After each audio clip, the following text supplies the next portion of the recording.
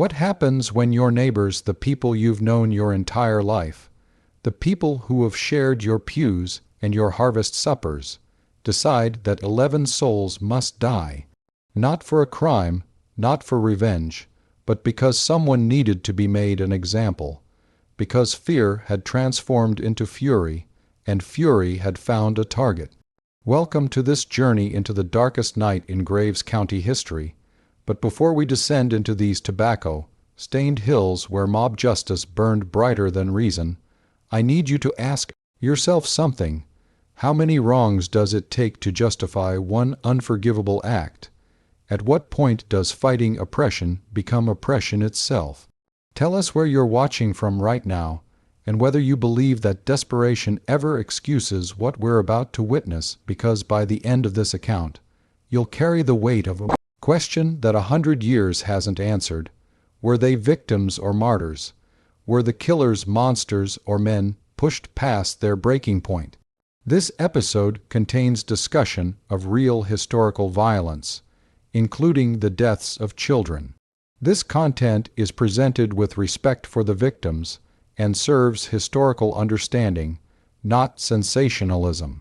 In Maplewood Cemetery in Mayfield, Kentucky, there stands a marker over a mass grave, 11 bodies, so burned beyond recognition that investigators couldn't tell adult from child, husband from wife. The inscription reads, "Lawrence and Drew families, 11 in number, who met a horrible death in the burning of the Lawrence home near Hickory, Kentucky, on the night of June 25, 1921, one of the unsolved mysteries." But here's what makes this case different from every other unsolved mystery you've encountered. It was never really unsolved. The community knew. They knew who did it. They knew why. They even knew the names. What they didn't know, what they couldn't face, was how to live with what that knowledge meant about themselves. We're about to delve into a massacre that destroyed 2 young families, where economic desperation triggered a punishment so savage, so calculated, that it silenced an entire region for a century. This isn't just a story about the tobacco wars. This is a meditation on how quickly civilization can burn when we convince ourselves that violence serves a greater good. It was the year 1921. The First World War had ended, but the peace had brought no prosperity to America's farmers.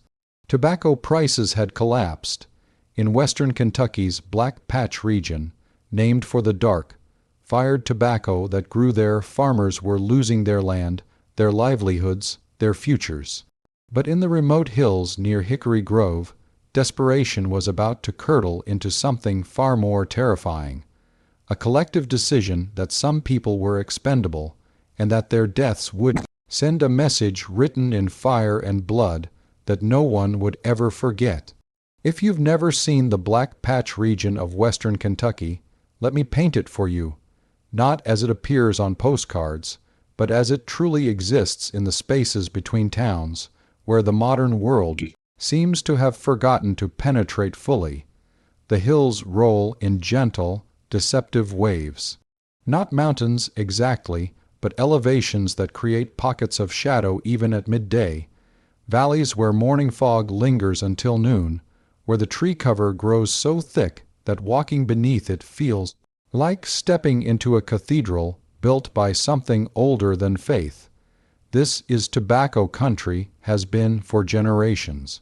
The soil here has a particular richness, a dark loam that stains your hands and holds the rain.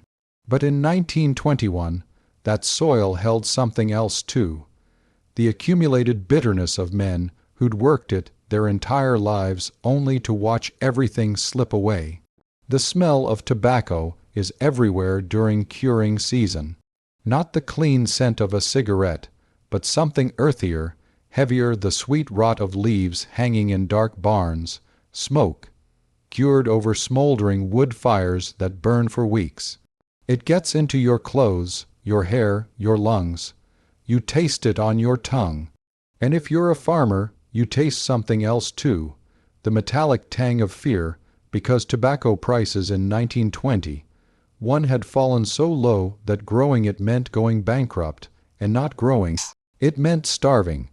Hickory Grove wasn't a town so much as a scattering of farms connected by dirt roads that turned to impassable mud with every rain. No electricity, no telephones except in Mayfield, 6 miles south, kerosene lamps, wood stoves, outhouses, water from wells, children who walked miles to one-room schoolhouses, women who wore themselves out by 40 from bearing children and keeping gardens and canning everything that could be canned because winter was always coming and there was never enough. The isolation was profound, not just geographical, but psychological. These were families who'd lived in the same hollows for generations, who married their neighbors' children, who settled disputes among themselves because the law was distant and the sheriff was overworked and underpaid and generally didn't care much about what happened in the hills, unless someone important complained. This isolation bred a particular kind of community bond, fierce loyalty, mutual aid that kept people alive through hard winters and crop failures. But it also bred something darker, a collective mindset that could turn on perceived threats with stunning swiftness, a mob mentality that could coalesce around a target with the inevitability of water flowing downhill. In June of 1921, the tobacco was just beginning to grow. Young plants, vulnerable to frost and drought, and the scraping that night riders did to the fields of farmers who betrayed the Union. The air was thick with humidity and possibility and rage that had been building for nearly 2 decades. Ernest Lawrence was 35 years old. Think about that age for a moment, old enough to have seen hard times, young enough to still believe things might get better. He had a wife, Laura, 30, 3 years old, and 3 children, Fred, 5 years old, Ethelyn, 4, and Ralph, just 11 months old. A baby who'd barely learned to walk. Photographs of Ernest Lawrence show a man with kind eyes and the weathered face of someone who'd spent his life outdoors. Thin, as most farmers were. He wore his Sunday clothes for the photograph, a dark suit that probably came out only for church and funerals. His expression is serious, as was customary for photographs in that era, but there's no hardness in it. He looks like a man who worked with his hands, who kept his word, who loved his children. Laura Lawrence had been Laura Drew before she married. Her sister, Ola Drew, 20, 3 years old, was married to Otis Drew, 26. They had 4 children, Otis Jr., 5 years old, Harry, 4, Adele, 3, and a baby, still unnamed in some records, just 3 months old. Living with them was Delma Drew, Otis's 25-year-old nephew. These were the 4 adults. 7 children, ranging from a toddler learning to talk to an infant who would never learn at all. They were farmers. Tobacco farmers. And in June of 1921, that meant they were caught in a war they hadn't asked for, between forces they couldn't control. The Lawrences and Drews weren't wealthy. None of the hill farmers were. They worked land that Ernest rented, living in a small house, 3 rooms, log construction with some frame additions.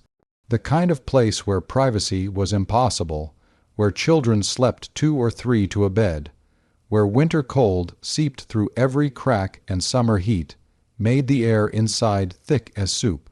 But they had things many didn't. Each other, children who were healthy, crops in the ground. On the evening of June 25th, they were together, celebrating. It was Otis Jr.'s 5th birthday. Can you imagine it? A child's birthday party in a house lit by oil lamps. Maybe a cake that Laura and Ola had baked together, hoarding precious sugar for the occasion. Children playing. The men outside, perhaps, talking tobacco prices and rain, and the rumors that the night riders were riding again after years of relative quiet. What they didn't know What they couldn't have known was that they'd already been marked, that somewhere in the darkness beyond their lighted windows, a decision had been made. Not by one person, not even by a small group, but by a collective, a mob with its own terrible logic, its own sense of righteousness that would allow them to do the unthinkable and still sleep at night. To understand what happened to the Lawrence and Drew families, you need to understand the Black Patch Tobacco Wars. This wasn't some abstract economic conflict. This was a fight for survival that had already claimed lives, destroyed property, and divided communities down to their foundations. It began with a name, James Buchanan Duke. In 1890, Duke convinced his competitors to join him in forming the American Tobacco Company, a trust, a monopoly that would control tobacco prices nationwide. By the turn of the century, Duke's company was offering farmers prices so low they couldn't possibly profit. Tobacco that had sold for 8 to 12 cents per pound in the 1890s was fetching 3, 2, sometimes 1 cent per pound by 1903. Think about that. Farmers were growing tobacco at a loss. Every crop they planted pushed them deeper into debt. And they couldn't just switch to other crops. Tobacco required particular knowledge, particular soil, particular infrastructure.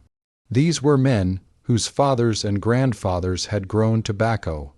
It was all they knew. On September 24, 1904, farmers formed the Dark Tobacco District Planters Protective Association, the PPA. The plan was simple: withhold tobacco from market, create their own warehouses, wait for prices to rise. Strength in numbers, unity, collective action, it worked at first. 70 to 95% of farmers in some counties signed contracts pledging to sell only through the association.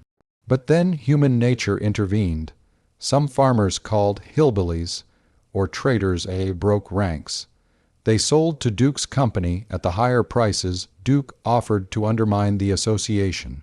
In 1906, while association members were getting 7 cents per pound, hillbillies were getting 10 to 12. Can you feel the fury building? You're losing your farm, your family is going hungry, you're keeping your pledge to the association, and your neighbor across the valley is prospering by betraying the cause. The rage was corrosive. It ate at communities. It turned neighbors into enemies. And out of that rage came the Night Riders. Dr. David Amos, a physician from Caldwell County, organized them: military structure, secret oaths, masks and hoods. They rode at night, hence the name, in groups ranging from 6 to over 200.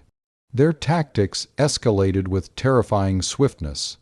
First, they scraped tobacco plant beds, destroying seedlings before they could be transplanted. Then they burned barns. Then they beat farmers who wouldn't join the association, stripped them, whipped them in front of their families. Then they began killing. On December 1, 1906, 200 masked night riders took over the town of Princeton, Kentucky. They occupied the police station, cut the telegraph lines, shut off the water supply, and burned Duke's warehouses to the ground. The operation had military precision. 3 long whistle blasts, and they rode out singing "My Old Kentucky Home," while the town burned behind them. They repeated the tactic in Hopkinsville in December 1907, in Russellville in January 1908. The governor sent in the National Guard. Trials were held, but witnesses wouldn't testify, too afraid of night rider retribution. The few riders who were arrested were acquitted on technicalities or released for lack of evidence. By 1911, tobacco prices had risen. The night rider movement went quiet. Victory, it seemed. But the First World War changed everything. Tobacco prices soared during the war, cigarettes for the boys in the trenches. Farmers felt prosperous for the first time in a generation. Then, in 1920, the market collapsed again. Plunged, the old rage returned, sharper than before because they'd tasted hope and had it ripped away. The night riders reformed. This time, many were veterans, men who'd learned in the trenches of France that violence could solve problems, that mass death could serve a purpose.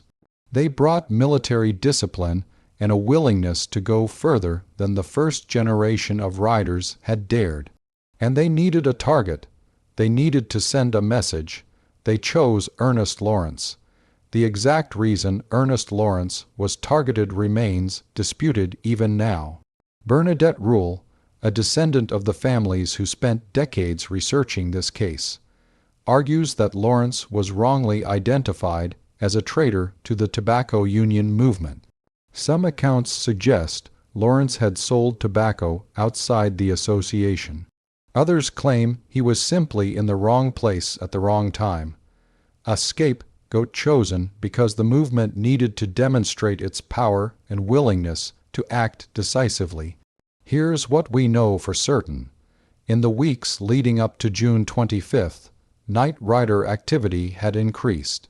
Barns were being burned again. Threatening letters were being nailed to fence posts and tucked into tobacco plant beds. The community was tense. Everyone knew the riders were organizing again, planning something big, and Ernest Lawrence's name was being mentioned.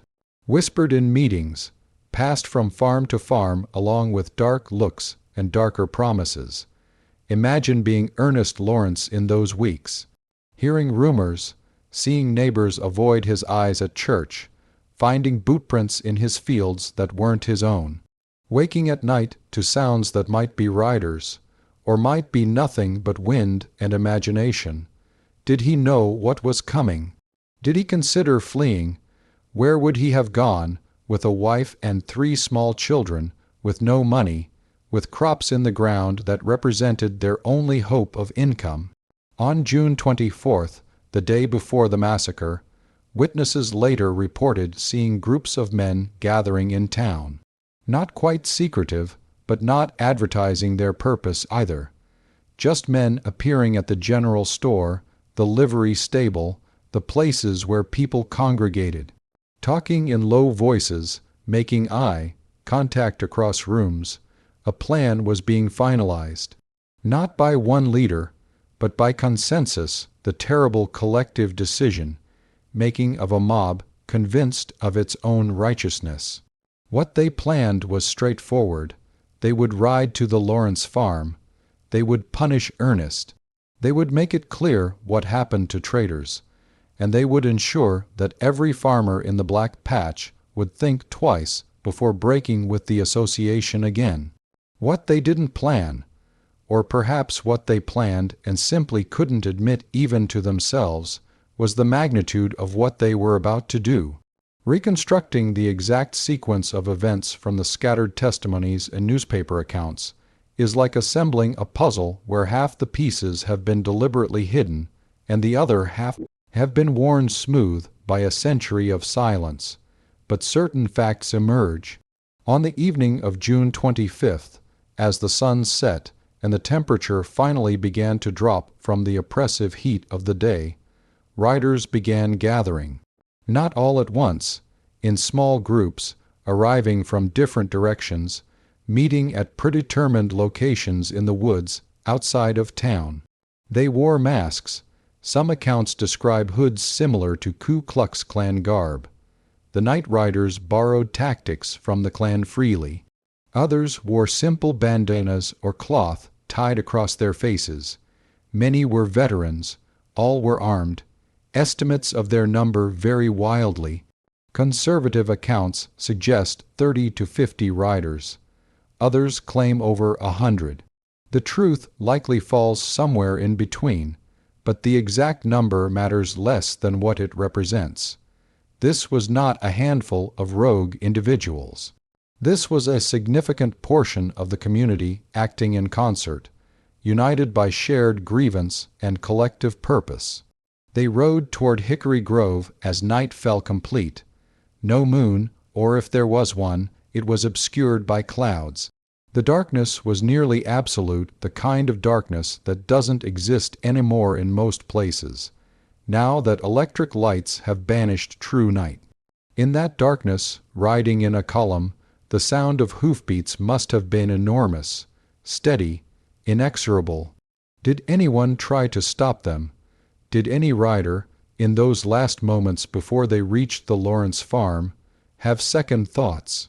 Did anyone say, "Wait, there are children there"? If they did, history doesn't record it. History records only what happened next.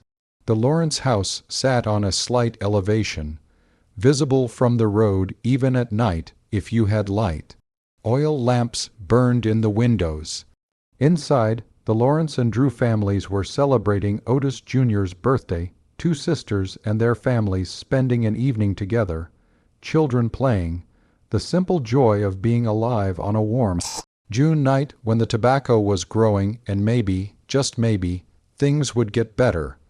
The first indication something was wrong was likely the sound. Not hoof beats yet, the riders would have approached quietly for the final approach, but something. A disturbance in the night sounds. The sudden silence of crickets, dogs barking in the distance, then going quiet. Then came the shouting. "Ernest Lawrence, come out." Contemporary newspaper accounts describe what happened next in the passive language of journalism, but between the lines, you can construct the horror. The riders surrounded the house. All exits covered. Some accounts suggest they called for Ernest to come out alone, that if he surrendered himself, his family would be spared. Other accounts, including testimony gathered decades later, suggest there was no mercy offered, no chance to surrender. What is certain is that someone inside the house tried to resist. Gunshots, the crack of rifles, and the boom of shotguns. Not a brief exchange, but sustained fire. Bullets punched through the thin walls of the house. Log and frame construction couldn't stop high-caliber rounds. Inside, in the lamplight, with children screaming, with nowhere to run, the families were caught in a crossfire. But gunfire wasn't enough. Perhaps the riders feared witnesses. Perhaps they wanted to ensure no one could testify. Perhaps, in the frenzy of mob violence, they simply lost any remaining humanity. They set the house on fire. Kerosene, most likely, doused on the wooden walls, splashed through broken windows, poured onto the porch. Then matches, flames that caught instantly, fed by dry wood and summer heat and the accelerant. And here is where we must confront the most disturbing question. At what point did the 11 die? The newspaper accounts describe finding bodies in various positions throughout the house, some near the fireplace, some near the door. The body of a young boy found in a crouching position near the doorway, likely trying to escape. Another boy in the center of the room. Axes were found near some of the bodies. Let that detail settle. Axes? Did the families try to fight back with farming implements, or were the axes brought by the riders, used in close combat when gunfire wasn't sufficient? We'll never know for certain because the fire completed its work with horrific efficiency. The bodies were so burned that physicians couldn't determine specific cause of death, couldn't identify who was who, couldn't even establish with certainty how many had died from gunshots versus how many had burned alive. One detail stands out in every contemporary account: a young girl whose dress was blood-drenched, but whose body was less burned than the others. She'd been wounded by gunfire or blunt trauma before the fire fully consumed her. 4 adults, 7 children. The oldest was 35. The youngest was 3 months old. The riders stayed long enough to ensure the house was fully engulfed, that there would be no survivors, no witnesses, no one left to tell what they'd seen. Then they rode away into darkness, leaving behind a fire that could be seen for miles, a beacon announcing that the night riders were back, and nothing, not law, not morality, not the presence of children, would protect those they deemed traitors. The first to see the flames were neighbors living about a half-mile away. They saw the orange glow against the night sky, saw sparks rising into darkness, and they knew. Everyone knew what it meant when a farmhouse burned in tobacco country during the night rider years. But knowing and seeing are different things. The neighbors who arrived first, and we have their names from court records, though their testimony would prove frustratingly vague, found an inferno. The wooden structure had collapsed inward. The heat was so intense they couldn't approach.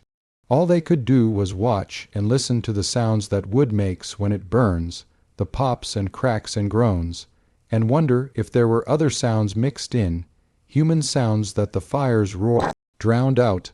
By dawn, a crowd had gathered, 50 people, 100. The fire had burned itself out, leaving only smoking ruins and the smell charcoal and burnt tobacco, and something sweet and terrible that everyone recognized but no one would name. They began searching the ashes. What they found made several men vomit, made women weep openly, made strong men who'd seen death before during the war turn away and refuse to help. 11 bodies, or rather, 11 sets of remains so charred, so fragmented, that counting them required grim determination and repeated efforts. The bodies were intermingled in some places, impossible to separate. Flesh had burned away to bone. Bone had cracked in the heat. The smallest remains the children. The babies were the hardest to find because they'd been consumed almost completely. The sheriff arrived, the county coroner, a physician from Mayfield. They attempted to examine the bodies, to establish cause of death, to create some official record of what had happened. It was impossible. The bodies were too damaged, but certain details could be established, marks that appeared to have been made by blunt instruments on one woman's body, bullet holes in some of the skulls that had survived relatively intact. The axes found in the ruins, their handles burned, but their metal heads still recognizable. And something else, something that would haunt investigators for years. The pattern of the bodies' positions suggested they'd tried to escape, tried to reach the door, tried to huddle together for protection. The children's remains were found near adult remains, suggesting the parents had been trying to shield them when death came. Sheriff, and here we encounter the first major problem. The contemporary accounts don't consistently identify which sheriff responded, which tells you something about how seriously this case was taken at the highest levels. The investigation was cursory at best, deliberately obstructed at worst. Within hours of the discovery, the story had spread throughout Graves County. Everyone knew, and everyone knew who'd done it, or at least, they knew it was the night riders, which in that community meant they knew the faces behind the masks, even if they didn't dare speak the names. Witnesses were interviewed. They reported seeing large groups of riders heading toward Hickory Grove the previous evening. They'd heard gunshots, they'd seen the fire, but when asked to identify anyone, suddenly memory failed. Suddenly it had been too dark to see. Suddenly they'd been inside with the windows shut and hadn't really noticed much at all. The fear was palpable, tangible. It hung over the investigation like smoke. Kentucky Governor Edwin Morrow offered a $500 reward for information leading to arrests, $50 for each victim. Think about that, $50 per murdered human being, the monetary value placed on justice. No one came forward. Newspaper reporters descended on Mayfield. The Louisville Courier Journal published front-page stories. 11 burned in home believed murdered, read one headline. Insists 11 were slain. Read another, quoting a judge who was convinced this was murder, not accident. despite some early attempts to suggest the fire might have been accidental. The most damning article appeared on June 27, 1921, in the Mayfield Daily Times, Murder, Insanity, or Destiny. Two families early Sunday morning when the home of Ernest Lawrence was burned to the ground. Murder, insanity, or destiny. As if these were equivalent explanations. As if fate could be blamed when human hands struck the matches and pulled the triggers. A coroner's jury was convened. They examined what remained of the evidence. They heard testimony, and they delivered their verdict: murder. 11 counts of murder, but they named no suspects, issued no indictments, simply declared that 11 people had been killed by persons unknown and sent their findings to the county prosecutor, who did nothing, because doing something would have meant arresting half the tobacco farming community, would have meant tearing apart the fragile economic alliance that kept the association functional, would have meant choosing justice for 11 dead over economic survival for thousands of living. It was an impossible choice, and so they chose not to choose. They let the case die through benign neglect, through witnesses who couldn't remember, through evidence that was never properly collected, through a community that closed ranks around itself and agreed, without ever saying it aloud, that some things were better left unexamined. One detail haunts every account of the investigation. Investigators reportedly dug up the earth around the Lawrence property, including the well, searching for additional evidence or hidden bodies. They found nothing, but the fact that they searched suggests they suspected the horror might have been even greater than what they'd discovered in the ashes. In the absence of official justice, theories multiplied. Theory 1. Ernest Lawrence was guilty of nothing. This is Bernadette Ruhl's conclusion after decades of research. Lawrence was wrongly identified as a traitor to the association. Perhaps he'd been seen talking to the wrong person. Perhaps someone had a personal grudge and used the night riders as cover for murder. Perhaps he'd simply been unlucky, in the wrong place at the wrong time when the riders needed to make an example. Theory 2. Ernest Lawrence was a hillbilly. Some contemporary accounts suggest Lawrence had been selling tobacco outside the association, breaking his pledge, profiting while others suffered. If true, this wouldn't justify murder. Nothing could justify what happened, but it would explain why he became a target. Theory 3. This was never about Ernest Lawrence at all. Some researchers suggest the attack was meant to send a broader message. Kill the families of traitors.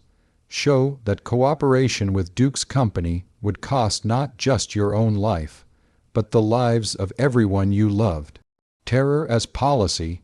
Theory 4. It was worse than murder. It was insanity. Some early newspaper accounts suggested Ernest Lawrence might have killed his own family before committing suicide, setting the fire to cover the crime. This theory was quickly abandoned as untenable. The evidence didn't support it. Witnesses had seen riders, and even if Lawrence had been suicidal and homicidal, the logistics didn't make sense. But the fact that this theory was floated at all tells you something about how desperately the community wanted an explanation that didn't implicate dozens of its members in mass murder. The truth, as far as it can be reconstructed, probably lies in the intersection of all these theories. Lawrence may or may not have been guilty of the accusation against him. The night riders may or may not have cared whether he was actually guilty. What they needed was a demonstration of power. What they chose was the most vulnerable target available, a family with children, isolated on a hill, unable to defend themselves effectively. What they created was a massacre that would haunt Kentucky for a century. The bodies, if you could call them bodies anymore, presented an immediate practical problem. Modern forensics didn't exist. DNA testing was science fiction. The remains were so commingled, so damaged, that separating them was impossible. Identifying individuals was impossible. So they made a decision that, in its way, is as heartbreaking as anything else in this story. They would bury all 11 together. One grave, one casket, one marker. The community came together for this. The same community that had produced the killers also produced the mourners. And if you think that's a contradiction, you don't understand small towns. People are complicated. Communities are complicated. The man who might have ridden with the night riders could genuinely grieve for the children who died, could contribute money for the burial, could stand at the graveside and weep. Money was collected, enough for a proper burial at Maplewood Cemetery in Mayfield. A large casket, really, a wooden box, was constructed to hold all the remains, and on a hot June day, with hundreds of people in attendance, they buried the Lawrence and Drew families together. The marker reads, Lawrence and Drew families, 11 in number, who met a horrible death in the burning of the Lawrence home near Hickory, Kentucky, on the night of June 25, 1921, one of the unsolved mysteries, not murder, not massacre, certainly not terrorism or night rider attack, a mystery, as if what happened was somehow beyond human comprehension, an act of God or fate rather than an act of human violence. The funeral was massive. People came from all over the county, from neighboring counties. Some came to mourn genuine lie. Some came out of morbid curiosity. Some came because not attending would have been an admission of guilt. The preacher, and we don't have his name, which is perhaps fitting, spoke about tragedy and faith and God's mysterious ways. He did not speak about justice. He did not call for the killers to be found. He offered comfort to a community that had lost 11 of its own, and he carefully avoided asking how, exactly, it had lost them. Monday, June 27, 1921. The Graves County Courthouse was scheduled to hear a case against night riders who'd been indicted for burning a tobacco warehouse in nearby Greenberry the year before. The trial never happened. The massacre had a chilling effect, pun grimly intended. Witnesses who'd been preparing to testify suddenly developed amnesia. Evidence mysteriously went missing. The prosecution, sensing the mood, asked for a continuance, then another. Eventually, the charges were quietly dropped. It was perfect timing, wasn't it? Right when the legal system might have finally held night riders accountable. 11 people died in a way that made absolutely clear what happened to those who cooperated with authorities. No one was ever arrested for the Lawrence, Drew massacre. No one was ever formally accused. No one testified. No grand jury convened. The case simply dissolved. Like morning fog burning off under a hot sun, the investigation evaporated, and soon enough, people stopped asking questions. But the silence was not peace. It was fear, calcified into a century-long conspiracy of forgetting. Families who'd lost loved ones never spoke publicly about what happened. Children who'd been playmates with Fred Lawrence or Harry Drew grew up, had children of their own, and didn't tell them the full story. The narrative that developed was deliberately vague. A tragic fire, a terrible accident during troubled times, one of those things that happened during the tobacco wars. The specificity was sanded away. The names of the victims were remembered. You can't bury 11 people in a mass grave and forget them entirely, but the names of the killers were protected by a community-wide decision to never speak them, never write them down, never pass that knowledge to the next generation. Bernadette Rule's father told her the story when she was a child. It terrified her, as it should have. When she was a teenager, he told it again, and she took notes. As an adult, she spent decades researching, interviewing the few survivors who remembered, digging through archives, reconstructing what had been deliberately obscured. Her conclusion: the Night Riders did it. A mob of farmers, desperate and angry, convinced of their own righteousness, killed 11 people to send a message. And the community protected them because the alternative, admitting what they'd done, holding them accountable, would have torn the social fabric completely apart. The Lawrence Drew massacre marked the effective end of the Night Rider movement, though not for the reasons you might hope. They weren't brought to justice. They weren't defeated by law enforcement. They simply stopped, or more precisely, they declared victory and dissolved. Tobacco prices were rising by late 1921. The market was recovering. Farmers were surviving. The Planters Protective Association achieved its goal fair prices for tobacco. The economic pressure that had created the Night Riders eased.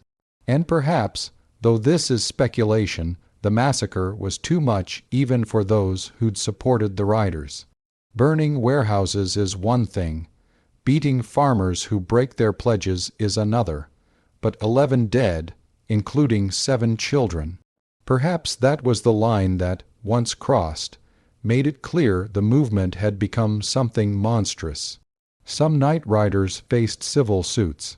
A few were successfully prosecuted for property destruction or assault in cases where the evidence was overwhelming, and the victims were white and relatively affluent.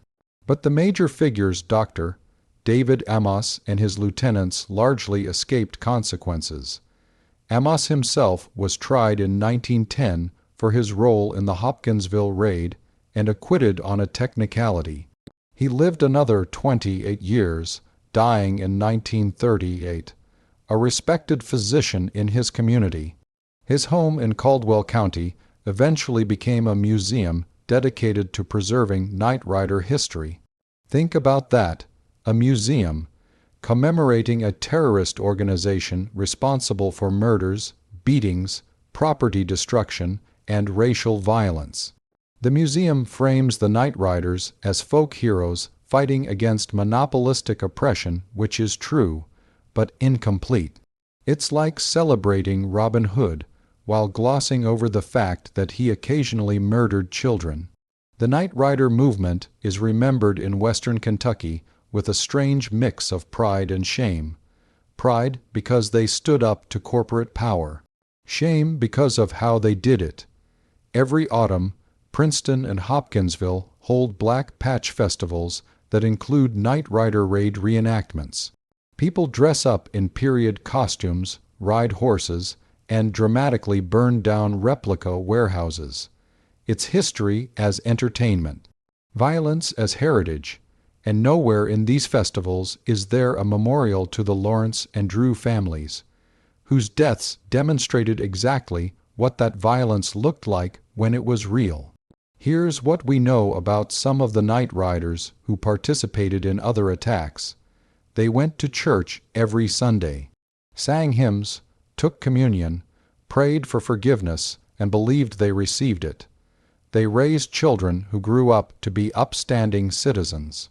Teachers, ministers, business owners, they died peacefully, surrounded by family, confident they'd done what needed to be done, that history would vindicate them. And in many ways, it did. The American Tobacco Company's monopoly was eventually broken up by the Supreme Court in 1911. Tobacco farmers did get better prices.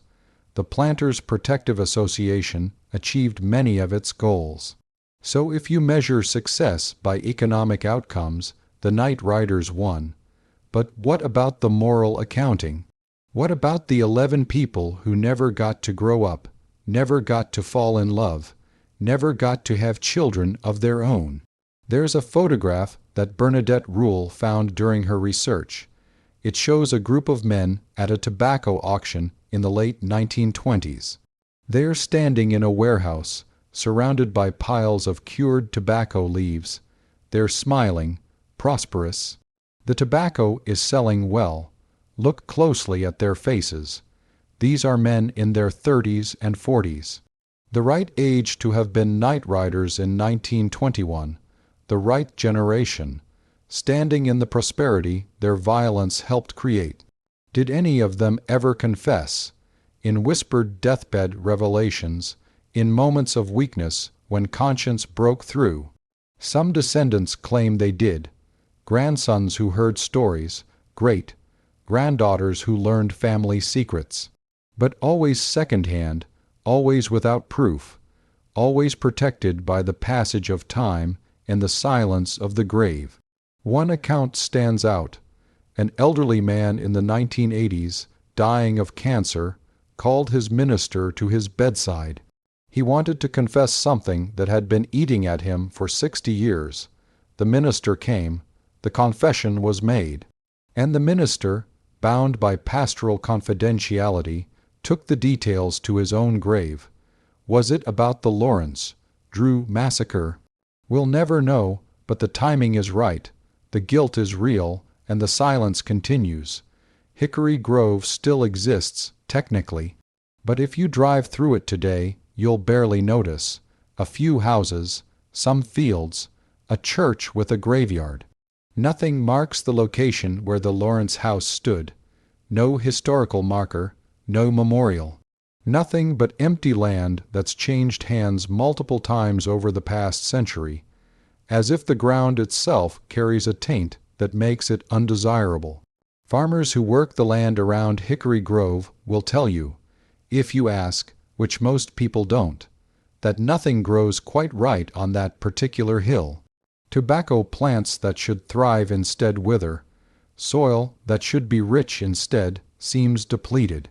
It's likely just coincidence, just bad luck, just the natural variation in soil quality that affects every farm. But some things are hard to explain away. In 1937, 16 years after the massacre, a farmer plowing near where the Lawrence house had stood turned up something unexpected: melted metal, charred wood, and what appeared to be bone fragments. He reburied them immediately and never plowed that section of field again, left it fallow, planted trees over it, made it into a small woods that still stands today. In the 1950s, a family moved into a house built about 100 yards from the original Lawrence property. They lasted 3 months. The children, they said, had nightmares every night. They heard voices, saw shadows that didn't match any living person.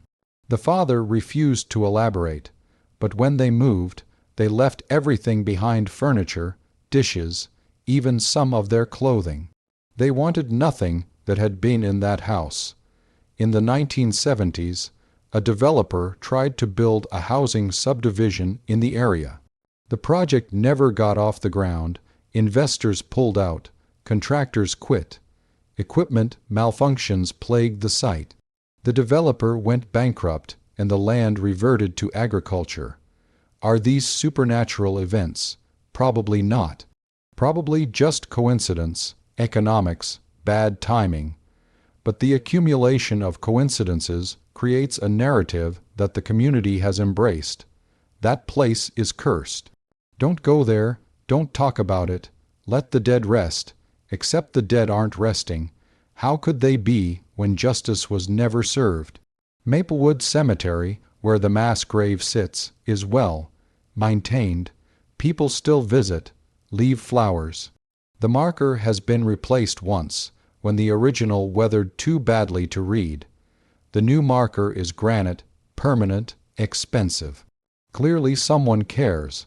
But ask the cemetery's caretakers who pays for the upkeep of that particular grave, and you'll get vague answers. A fund, anonymous donations, people who remember. Who are these people who remember? Descendants of the victims, descendants of the killers, trying to make amends. The community itself, maintaining its guilty secret while pretending it's just history. Bernadette Rule, descendant of the Drew family through her father's line, deserves recognition for what she accomplished. For decades, she was the only person actively researching this case, the only person who refused to let silence stand. She interviewed the last survivors who'd been alive in 1921. She combed through newspaper archives from multiple counties. She found court documents, land records, family Bibles with birth and death dates recorded in fading ink. She mapped the relationships, tracked the money, identified which families had been Knight Rider sympathizers and which had opposed them. And she reached a conclusion that many in the community didn't want to hear. This was not a mystery. The Knight Riders did it. Specific people whose names she knew, whose descendants still lived in the area. She could have named them, could have published a book with accusations and evidence. She chose not to. Not because she lacked courage, not because she feared retribution, but because, as she explained in one of her few public statements about the case, the people who did this are dead. Their children are dead.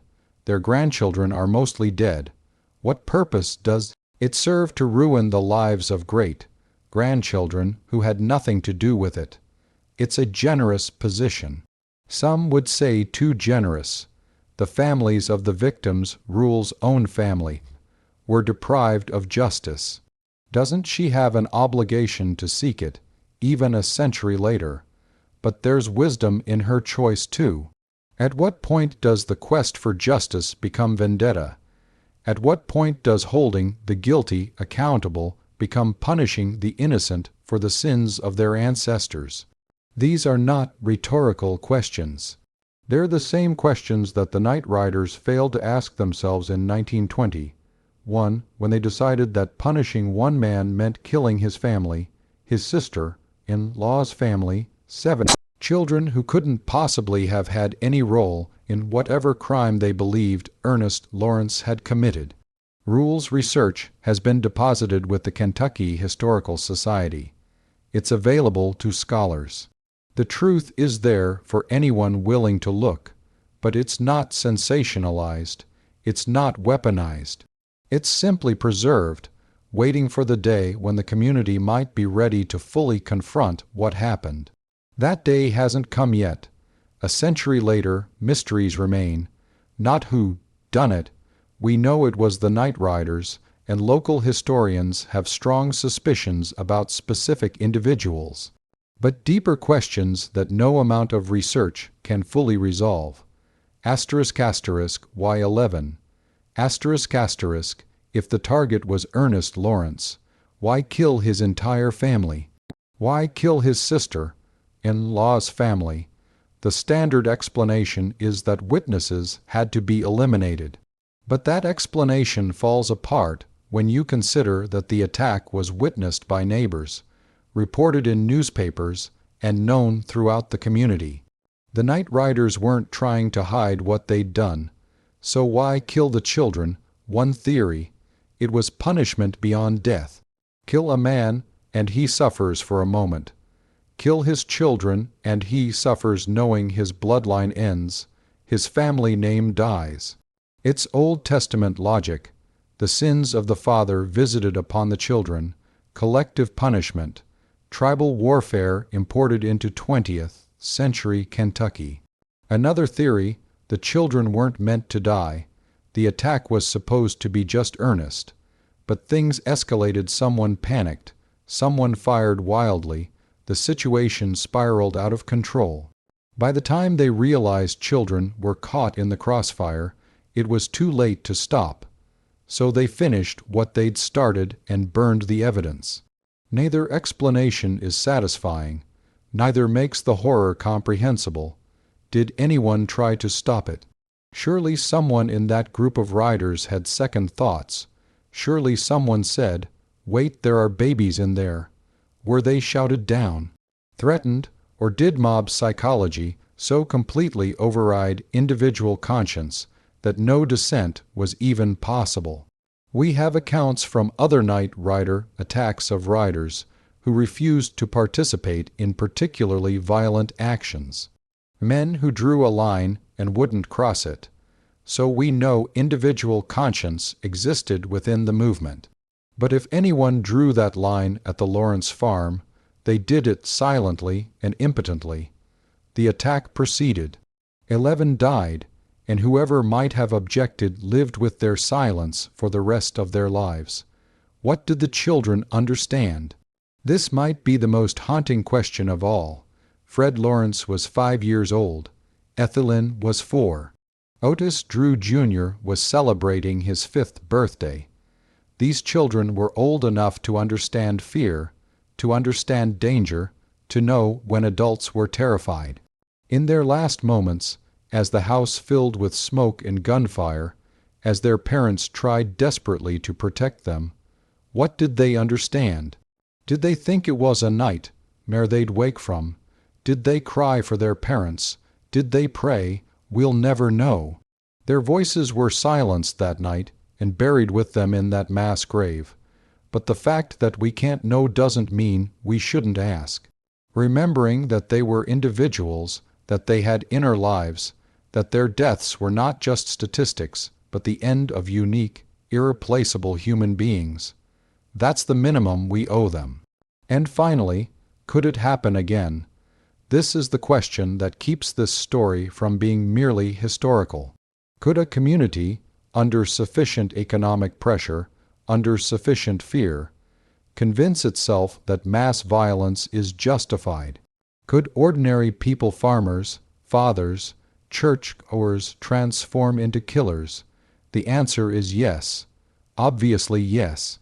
We've seen it repeatedly throughout history, across cultures, in every era including our own. The capacity for collective violence exists in every human community. All it takes is the right combination of fear, grievance, and someone to point at and say, "They're the problem." The Night Riders believed they were fighting for their survival. And they were economically. Their backs were against the wall. But somewhere in the transformation from self-defense to terrorism, from collective bargaining to collective murder, they lost their moral compass. They became the very thing they claimed to oppose, an overwhelming force crushing the powerless. Sit with this for a moment. 11 people died because tobacco prices were too low. 11 people died because farmers were desperate. 11 people died because a community decided that the collective good justified individual sacrifice, except the individuals being sacrificed hadn't volunteered. This is the same logic that underlies every atrocity. We had no choice. It was them or us. They brought it on themselves. We were just protecting our way of life. The Night Riders weren't monsters. That's what makes this story so disturbing. They were ordinary people pushed to extraordinary circumstances who made extraordinarily evil choices. Some of them probably were good fathers, faithful husbands, kind neighbors right up until the moment they put on their masks and rode out to kill children. And that's the real horror here. Not that evil exists, not that people can be cruel, but that the distance between civilization and barbarism, between community and mob, between protection and murder, is so terrifyingly small. The Lawrences and Drews were buried together because their remains were too damaged to separate. But there's a poetry in that forced unity, isn't there? They died together. They're remembered together. Their story can't be divided into individual tragedies. It's one tragedy, one terrible night, when an entire community made a choice that would define it for a century. And here's what we rarely admit. The Night Riders did win. Economically, strategically, they achieved their goals. Tobacco prices rose. Farmers prospered. The monopoly was broken. If you measure success by outcomes, ignoring the cost, they were successful. But morally, spiritually, in terms of the soul of the community they claimed to protect, drive through Graves County today. Talk to people, mention the Night Riders and watch how the conversation shifts. Watch how people become uncomfortable, change the subject, suddenly remember they have somewhere else to be. That discomfort is the cost. That shame is the price. The prosperity they built is stained with blood that a century of silence hasn't washed away. I promised I wouldn't be preaky about modern connections, but some parallels are too obvious to ignore. Every time a community closes ranks around its own despite evidence of wrongdoing, we see the same dynamic that protected the Night Riders. Every time economic anxiety is weaponized into anger at scapegoats, we see the same pattern that created the tobacco wars. Every time we decide that the ends justify the means, that our cause is so righteous that extreme measures are warranted, we walk the same path that led to Hickory Grove on June 25, 1921. The details change, the technologies change, but human nature, that remains constant. We still form mobs. We still silence witnesses through fear. We still convince ourselves that violence serves a greater good. We're just better at justifying it, better at hiding it, better at pretending we're different from our grandparents and great-grandparents who did the same things while telling themselves the same lies. The Lawrence Drew massacre asks us a question we don't want to answer. What would you do, not in abstract philosophical terms, but concretely, specifically? If your livelihood was threatened, your family was starving, your community was rallying around a violent solution, would you stand against them? Would you refuse to participate even if it meant ostracism, economic ruin, maybe violence against yourself? Most of us want to believe we'd be heroes. We'd be the one person who said no, who refused to go along, who alerted authorities despite the risks. But statistically, historically, that's unlikely. Most people go along. Most people follow the mob. Most people convince themselves that they're just one person, that their participation doesn't really matter, that if they don't do it, someone else will. And that's how 11 people die. The grave marker at Maplewood Cemetery tells a partial truth, one of the unsolved mysteries. But it's not a mystery. It's an unresolved crime. There's a difference. A mystery is something we don't understand. An unresolved crime is something we understand perfectly well but lack the will to address. The community knows what happened. The descendants know. The researchers know. The silence isn't ignorance, it's choice. A collective decision that some truths are too painful to fully confront, that some wounds are better left covered even if they never fully heal. In 2019, 8 years after the massacre, a group of local historians proposed installing a historical marker at the site. It would tell the full story, name the victims, acknowledge that this was murder, not mystery. The proposal was quietly shelved. Too controversial, too divisive, too likely to open old wounds. As if the wounds ever closed. Every year on June 25th, someone leaves flowers at the mass grave. Fresh flowers, expensive arrangements, always the same day. The cemetery workers have learned not to ask who brings them.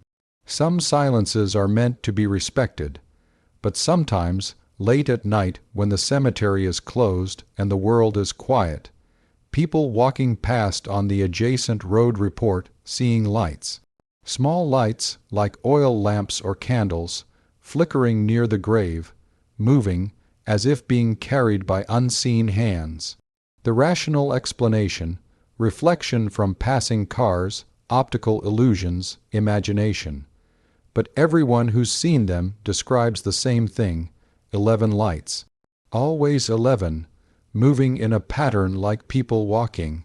And if you listen, though no one admits to listening, no one admits to stopping, no one admits to being curious enough to investigate, you can hear something like children's voices, faint and distant, singing a song that might be a hymn, or might be a birthday song, or might be nothing but wind and memory and guilt made audible. The story of the Lawrence and Drew families remains exactly what that gravestone claims, one of Kentucky's unsolved mysteries, not because we don't know what happened, but because we've chosen not to resolve it. 11 people died in fire and violence. Their killers went free, died peacefully, and were buried with honor in the same county where their victims were buried in shame. And in that grotesque irony, we see something that cuts deeper than any individual tragedy. We see a community that chose cohesion over justice, that chose economic survival over moral accounting, that chose the comfort of silence over the discomfort of truth. But questions remain, questions that haunt the hills of Graves County like smoke that never quite dissipates. Why has no one ever confessed? In a century, with dozens of night riders dying, with deathbed opportunities for redemption, why has no one ever given a detailed, verified account of what happened that night? What happened to the axes, the ones found in the ruins? Were they traced? Were they identified? Or were they simply returned to whoever owned them, to be used again for splitting wood and butchering hogs, as if they'd never been part of a massacre? And what about the children who survived? Not from that house, but the children of the night riders. What did their fathers tell them?